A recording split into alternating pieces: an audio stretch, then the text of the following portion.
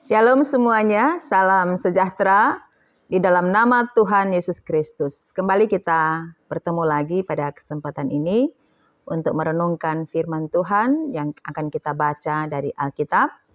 Dan sebelumnya mari kita satu dalam doa, kita berdoa. Bapa, terima kasih atas kesempatan ini. Kami boleh belajar lagi dari firman Tuhan. Kami percaya Tuhan ada di sini menyertai kami, menolong kami, sehingga kami ketika membaca firman Tuhan, kami akan mengerti, dan Tuhan juga akan menolong kami untuk memperlakukan firman Tuhan dalam kehidupan kami hari demi hari. Tuhan, ampunilah kami dari segala dosa dan kesalahan kami, biarlah kami boleh menikmati firman Tuhan, dalam nama Yesus kami berdoa. Amin. Bapak Ibu yang kekasih dalam Tuhan, firman Tuhan pada minggu ini adalah terambil dari kitab Kisah Para Rasul pasal 1 ayat 12 sampai dengan 26. Mari kita membacanya. Dengan judul Rasul-Rasul Menanti-nanti.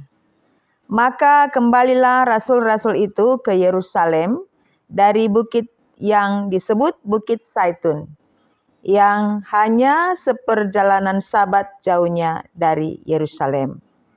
Setelah mereka tiba di kota, naiklah mereka ke ruang atas, tempat mereka menumpang.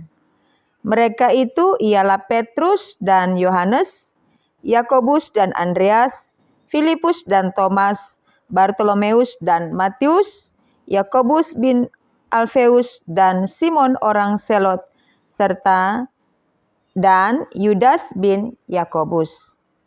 Mereka semua bertekun dengan sehati dalam doa bersama-sama dengan beberapa perempuan serta Maria, ibu Yesus, dan dengan saudara-saudara Yesus. Yang berikutnya adalah Matias dipilih menggantikan Yudas.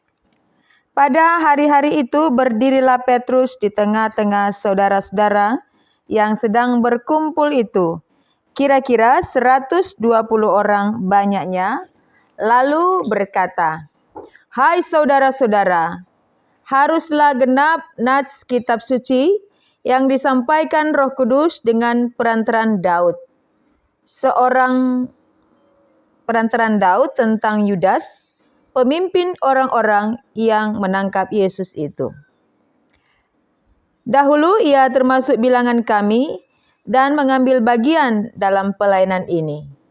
Yudas ini telah membeli sebidang tanah dengan upah kejahatannya. Lalu ia jatuh tertelungkup dan perutnya terbelah sehingga semua isi perutnya tertumpah keluar. Hal itu diketahui oleh semua penduduk Yerusalem, sehingga tanah itu mereka sebut dalam bahasa mereka sendiri Hakal Dama, artinya tanah darah. Sebab ada tertulis dalam kitab Mazmur, biarlah perkemahannya menjadi sunyi dan biarlah tidak ada penghuni di dalamnya, dan biarlah jabatannya diambil orang lain. Jadi harus ditambahkan kepada kami seorang dari mereka yang senantiasa datang berkumpul dengan kami selama Tuhan Yesus bersama-sama dengan kami, yaitu mulai dari baptisan Yohanes sampai hari Yesus terangkat ke surga, meninggalkan kami untuk menjadi saksi dengan kami tentang kebangkitannya. Lalu mereka mengusulkan 2 orang, Yusuf yang disebut Barsabas dan yang juga bernama Justus dan Matias. Mereka semua berdoa dan berkata, "Ya Tuhan, Engkaulah yang mengenal hati semua orang. Tunjukkanlah kiranya siapa yang Engkau pilih dari kedua orang ini untuk menerima jabatan pelayanan, yaitu kerasulan yang ditinggalkan Yudas yang telah jatuh ke tempat yang wajar baginya." Lalu mereka membuang undi bagi kedua orang itu, dan yang kena undi adalah Matias, dan dengan demikian ia ditambahkan kepada bilangan ke-11 orang itu. Demikianlah kita sudah membaca firman Tuhan dalam Alkitab. Bapak, Ibu, Saudara yang dikasihi Tuhan, tema minggu ini adalah menanti dengan tekun, sehati dalam doa bersama. Sebelum Tuhan Yesus itu terangkat ke sorga, Ia telah memberi perintah kepada para rasul untuk tetap tinggal di Yerusalem, menanti Roh Kudus yang dijanjikan. Maka setelah para rasul ini menyaksikan peristiwa Yesus terangkat ke sorga, mereka kembali ke Yerusalem dan tinggal di suatu tempat yang mereka tumpangi. Bukan hanya ke-11 rasul, tetapi juga ada beberapa perempuan, Maria ibu Yesus dan saudara-saudara Yesus yang berkumpul di situ. Mereka sementara menanti janji tentang turunnya Roh Kudus itu digenapi. Kita membaca dalam Kisah Para Rasul 1 ayat 8, di situ dicatat bahwa kamu akan menerima kuasa kalau Roh Kudus turun atas kamu. Dan mereka akan diperlengkapi dengan kuasa Roh Kudus untuk memberitakan Injil. Bapak, Ibu, Saudara yang dikasihi Tuhan, kata menanti sama artinya dengan menunggu. Menunggu atau menanti berarti berbicara tentang waktu. Menanti akan menjadi suatu pekerjaan yang membosankan. Jika yang kita nantikan itu belum pasti datangnya, atau sebuah kejadian itu belum pasti terjadi. Tetapi ketika kita tahu bahwa yang kita nantikan itu akan datang, sesuatu itu akan terjadi, maka menanti itu bukanlah sesuatu yang membosankan, tetapi suatu kesempatan yang sangat indah dan berharga bila kita tahu memanfaatkannya. Atau bisa dikatakan bahwa menanti akan membosankan ketika kita tidak melakukan sesuatu yang bermanfaat. Nah, para rasul ini meyakini bahwa Yesus yang berjanji bahwa Roh Kudus itu akan diberikan kepada mereka, maka mereka memaknai bahwa janji itu adalah sebuah kepastian. Karena diucapkan oleh Tuhan Yesus Kristus.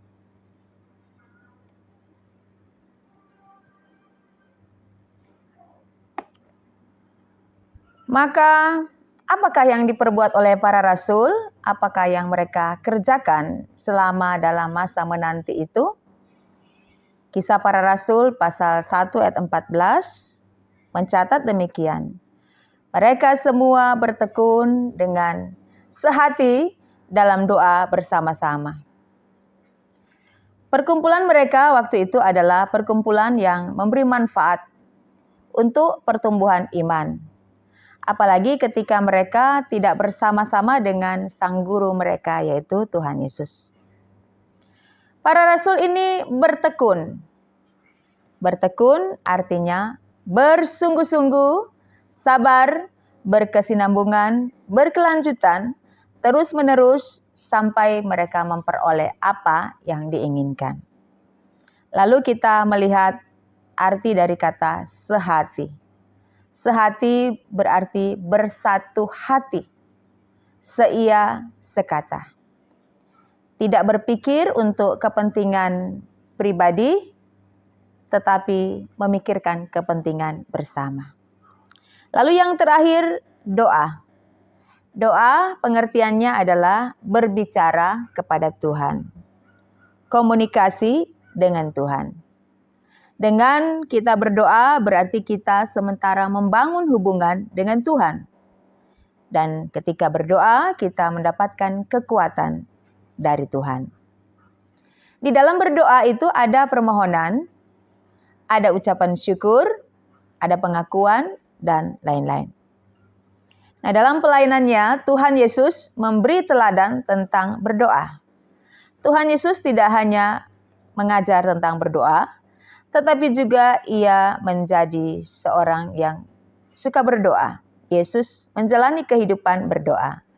Kita bisa melihat dalam Lukas 6 ayat 12, Lukas 9 ayat 18 sampai 22, Matius 26 ayat 40 sampai 41. Bukan hanya Yesus saja yang memberi contoh berdoa, tetapi juga di dalam Alkitab kita menemukan banyak sekali orang-orang percaya yang berdoa kepada Tuhan. Yang terdapat dalam kitab-kitab Perjanjian Lama, tetapi juga pada kitab Perjanjian Baru. Ada yang berdoa secara pribadi, tapi juga ada yang berdoa secara berkelompok. Tentu Bapak Ibu, ketika para rasul ini berkumpul, mereka berdoa dan saling mendoakan. Mereka bergumul dalam doa, mereka saling menguatkan, dan mereka berbagi. Sebagai rasul, murid Tuhan, mereka tentu berdoa untuk kepentingan pelayanan. Mengapa para rasul melakukan persekutuan bersama dan berdoa bersama? Sebab itu semua dilihat sebagai sebuah persiapan untuk menyongsong pekerjaan yang besar. Pekerjaan yang besar apakah itu? Yaitu pekerjaan pekabaran Injil. Memberitakan kebangkitan Tuhan Yesus, memberitakan tentang keselamatan ke seluruh bangsa yang dimulai dari kota Yerusalem. Bapak Ibu yang dikasihi oleh Tuhan Yesus Kristus. Tentu kehidupan berdoa bukan kehidupan yang asing bagi kita. Tentu kita pernah mengalami berdoa bersama atau juga berdoa secara pribadi. Tema menanti dengan tekun sehati dalam doa bersama adalah suatu kegiatan atau pekerjaan positif dan berkualitas. Dan tentu akan berdampak baik untuk para rasul dan mereka yang bersama-sama dengan para rasul ketika itu. Sesuatu yang positif dan berkualitas yang dilakukan terus-menerus akan berubah menjadi suatu gaya hidup atau lifestyle. Bahkan menjadi role model atau contoh bagi orang lain. Dan tanpa disadari, itu akan memuliakan Tuhan Yesus dan akan menjadi berkat bagi banyak orang. Para rasul ini mereka bersekutu karena mereka memiliki ikatan yang sama. Pertama, mereka adalah sesama rasul Tuhan Yesus atau juga mereka adalah murid-murid Tuhan Yesus. Mereka adalah orang-orang yang sama, yang percaya dan bergantung kepada Tuhan Yesus. Sehingga dalam persekutuan satu dengan yang lain ini, mereka ada untuk saling memperkuat, mendorong seorang dengan yang lain, memberi semangat dan menyemangati satu dengan yang lain. Mereka saling memberikan kebangunan iman bagi yang lemah, serta persekutuan seperti ini akan meninggalkan kebiasaan yang lama, kebiasaan hidup yang lama dan kembali berserah kepada Tuhan. Sebaliknya Bapak Ibu Saudara yang dikasihi Tuhan, orang-orang yang sekedar berkumpul, sekedar menghabiskan waktu, melepaskan kepenatan, apalagi berkumpul untuk melakukan hal-hal yang tidak berkenan kepada Tuhan. Contoh sederhananya adalah berkumpul untuk pesta pora, hura-hura, mabuk-mabukan, berjudi, dan kegiatan lainnya yang tidak membangun iman, maka itu pun akan memiliki dampak tidak baik bagi pribadi yang melakukannya maupun bagi orang lain. Kegiatan selanjutnya yang kita temukan yang dilakukan atau dikerjakan oleh para rasul dalam mereka menanti turunnya Roh Kudus adalah mereka melaksanakan pemilihan untuk memilih orang yang akan menggantikan Yudas menerima jabatan kerasulannya. Kita bisa melihat dalam Kisah pasal 1 ayatnya yang ke-20, sebab ada tertulis dalam kitab Mazmur, dan biarlah jabatannya diambil oleh orang lain.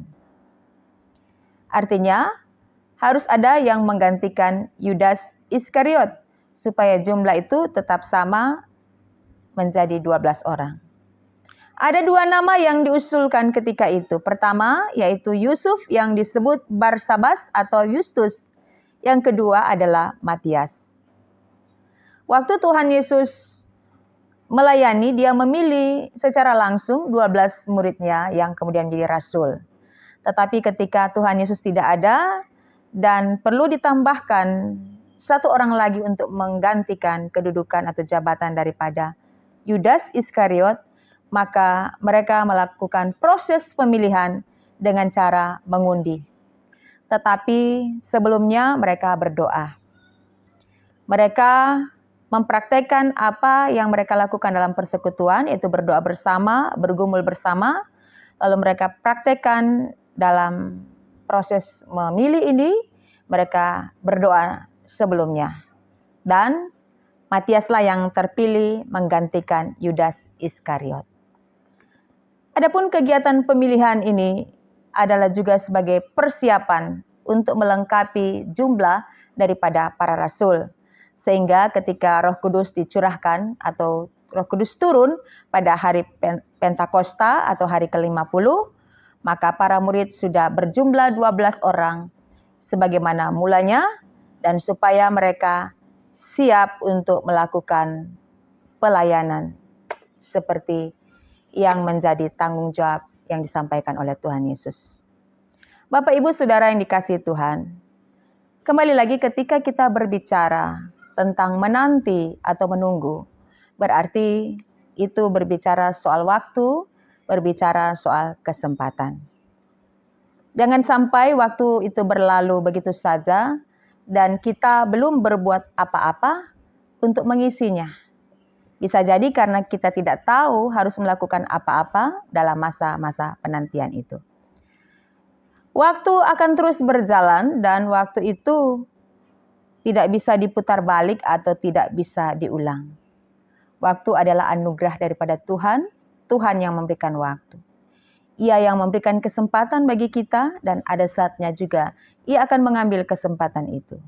Jadi waktu sangat bernilai atau berharga, tergantung bagaimana cara pandang kita tentang waktu. Jika kita memandang waktu itu bernilai dan berharga, maka kita akan mengisinya dengan hal-hal yang bermanfaat dan berkualitas. Jika kita memandang waktu itu biasa saja, hal yang biasa saja, maka kita tidak akan mengisinya dengan hal-hal yang baik dan benar, yang memberi manfaat bagi semua orang. Bapak Ibu yang dikasihi Tuhan, kita hari ini masih diberikan kehidupan. Artinya, kita masih diberikan kesempatan. Kita masih mengalami kehidupan dan kita masih dalam keadaan menanti. Apa yang kita nantikan? Apa yang kita tunggu? Mungkin kita tidak sadar bahwa selagi kita mengalami kehidupan, kita sementara menanti saat kematian. Saat kematian kita adalah rancangan Tuhan. Dan kita tidak tahu kapan waktu selesai kita hidup di dalam dunia ini. Yang kedua adalah kita sementara menanti Tuhan Yesus datang kembali untuk datang sebagai hakim yang adil. Bagaimana? Apakah kita sudah belajar dari kisah para rasul, dari kisah rasul-rasul yang mengisi penantian akan turunnya Roh Kudus dengan mereka bersekutu bersama-sama sehati dalam doa bersama. Mereka membangun iman, membangun hal-hal yang baik untuk pertumbuhan iman mereka. Apakah firman ini telah menjadi suatu contoh bagi kita untuk menjadi pembelajaran bagaimana kita mengisi penantian ini? Dan bagaimanakah sikap kita dan cara hidup kita? Apakah kita sudah hidup benar sesuai dengan firman Tuhan dan kehendak Tuhan? Saat kematian dan saat kedatangan Tuhan Yesus kembali datang ke dalam dunia ini, itu adalah sebuah kepastian. Artinya, itu pada satu waktu yang ditentukan Tuhan akan terjadi. Sehingga menyadarkan kepada kita bahwa karena ini sebuah kepastian, maka kita tidak boleh tidak berbuat sesuatu. kita harus melakukan sesuatu dalam rangka menjaga kehidupan kita berkenan kepada Tuhan. Firman Tuhan telah disampaikan, firman Tuhan telah diberitakan. Tinggal bagaimana kita mengambil pelajaran dan hikmah dari firman Tuhan kali ini. Biarlah firman Tuhan yang disampaikan pada kesempatan ini akan memberkati kita semua yang boleh mendengarkan firman Tuhan. Di dalam nama Tuhan Yesus, firman yang hidup, Tuhan memberkati kita semua. Amin. Mari kita berdoa. Terima kasih banyak Tuhan, kali ini Engkau telah memberikan pembelajaran kepada kami tentang hal-hal apa yang harus kami buat dalam kami menanti. Bukan lagi menanti sesuatu yang biasa saja, tetapi kami menanti Tuhan datang kembali. Dan kami percaya Roh Kudus yang telah dikaruniakan itu akan membantu kami, akan menolong kami, akan memberi kesanggupan kepada kami, menuntun kami, supaya kami hidup mengisi waktu-waktu ini dengan baik dan benar. Sehingga kehidupan kami yang sementara ini tidak menjadi sia-sia, justru akan memberi saksi, memberitakan tentang Tuhan, dan memberkati banyak orang. Ini doa kami Tuhan, segala hormat dan kemuliaan bagi-Mu. Dalam nama Tuhan Yesus kami sudah berdoa. Amin.